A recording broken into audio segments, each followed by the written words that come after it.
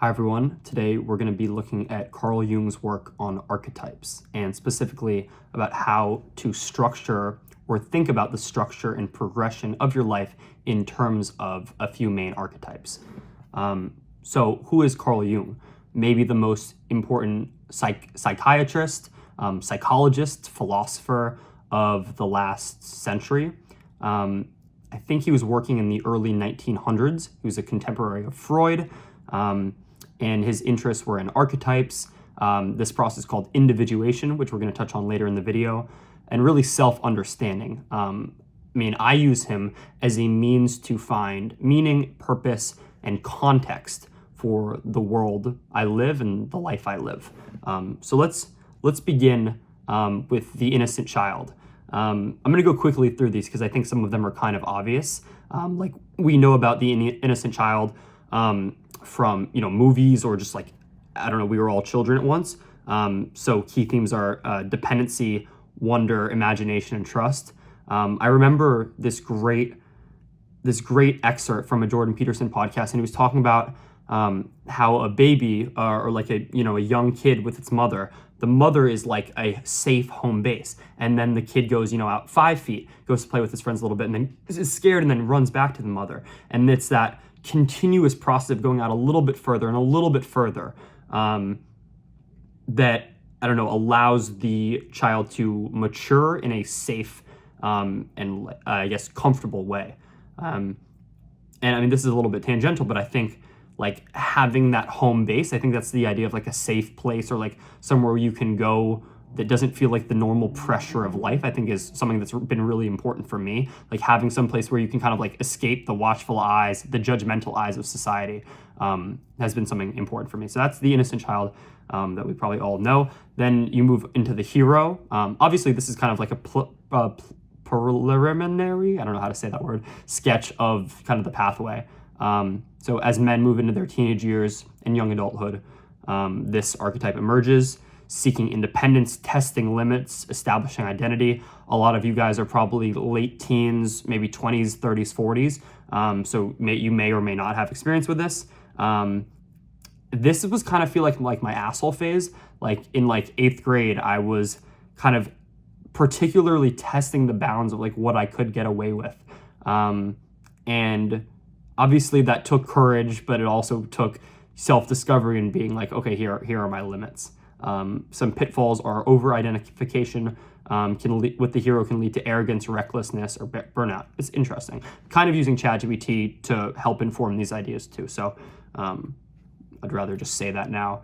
Then we move into the warrior. I guess when you're young 20s, this is supposed to be kind of warrior phase, young adulthood to midlife, focusing on discipline, focus, commitment to causes or responsibilities. I heard Jordan Peterson say one time that the amount of responsibility you have directly is correlated to the amount of responsibility you have. So if you don't have any meaning in your life, maybe get a job or get a volunteer position or get a relationship, some sort of responsibility will somehow give your life meaning. I think it's an interesting idea. The warrior wants to make an impact, often in careers or relationships, and seeks to protect, provide, and contribute to something beyond himself.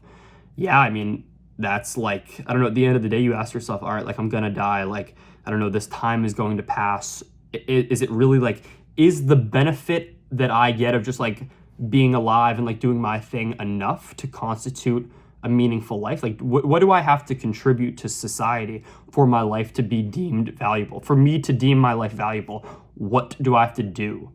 That's the question that I'm looking for. And I guess that's also the question kind of that the warrior and that young people are acting out. They're embodying different job titles basically to figure out where they can feel and provide meaning for themselves, I guess, and the world. Then we move into the lover archetype.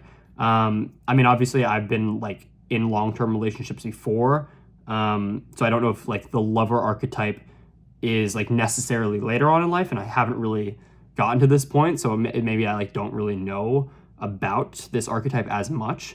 But let's see, a common pitfall. Sometimes this period can bring a midlife crisis if the man feels unfulfilled or trapped by prior choices, leading to impulsive or risky behavior as he seeks new meaning.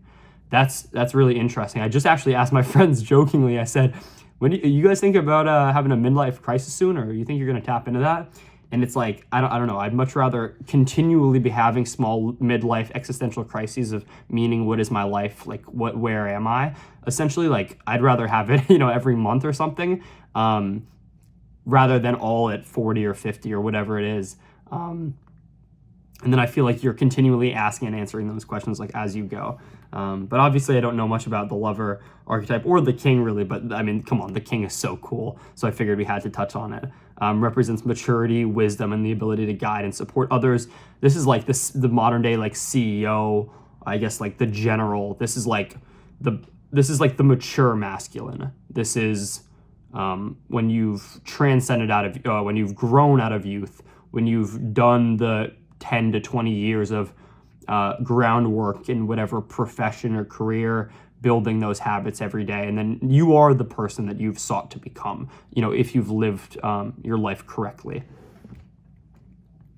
And then the sage, or the old wise man. This is the archetype that one day I hope to be. It's in my head, it's a figure, an old man, it could be an old like wise mother, sitting on top of a mountain, and people come to this figure for, what is life? Like now you're the one helping other people to ask and answer questions. So like the sage is, kind of like what every YouTube guru wants to be. But it's just so powerful to me. So obviously, actually maybe not so obviously, these archetypes don't necessarily come in a completely linear progression like I've laid out so far. The archetypes can also be kind of like co-inhabited. So like during transition periods, like maybe you're still the innocent child, maybe you still have certain childish tendencies, but in other ways, like you're embarking on your hero journey. So they're not mutually exclusive. And one thing, like if you live, okay, so I'm reading this book right now called The Life of Meaning. I'll link to it or something. Phenomenal book, and it's talking about how you inform your own life with stories about who you are, where you come from, like your identity. Stories are such a big part of that. And I guess all of these archetypes are kind of stories that you inhabit. So whether you're doing it consciously or unconsciously, you're living a story. And you want to make that story meaningful. So just paying attention to these things is obviously really important. And that's like self-dissection, self-examination. These are like the foundations, I believe, to a healthy mind, because the unexamined life is not like worth living, because like it's just so amazing. You have this brain and this ability, like this consciousness. It's so unbelievable. Like what even is it? And if you don't spend time thinking about that and just like gawking at it in awe, staring it in the eyes and just like being in awe of it, I find so much meaning and joy, and just, I don't know, that's like the special salt of life, is just being like, wow, I can't believe, I don't understand this, and yet I am it every day, and it's almost normal. So that's Carl Jung for you, I guess. So that's the max depth interpretation of Carl Jung. The last idea is just about individuation process, and about how I was trying to relate the idea of archetypes and the individuation process, because they're kind of related but also kind of different. So the individuation process is basically saying that you have these, I guess, separate components of your psyche, of your mind. So you have the anima and animus, which are the female and male, I guess, components of your psyche. Then you have the shadow, then you have the ego, then you have the persona, and then that's kind of in one layer. Then you have the collective unconscious, which we didn't talk about. There's so much more to talk about with Carl Jung. We really just touched on some like preliminary archetypes. But essentially you have all these different aspects of your psyche, and you're trying to coalesce them into a unified, thoughtful whole, WHOLE. And through that process is difficult, and that process demands self-dissection, self-understanding, meditation, dream analysis, long walks in the woods, etc.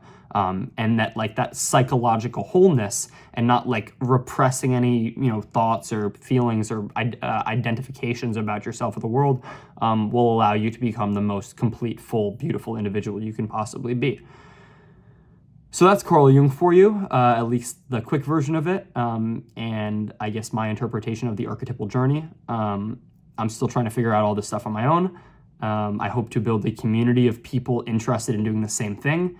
If you enjoy this video or anything about my vibe, subscribe, and I hope to see you real soon.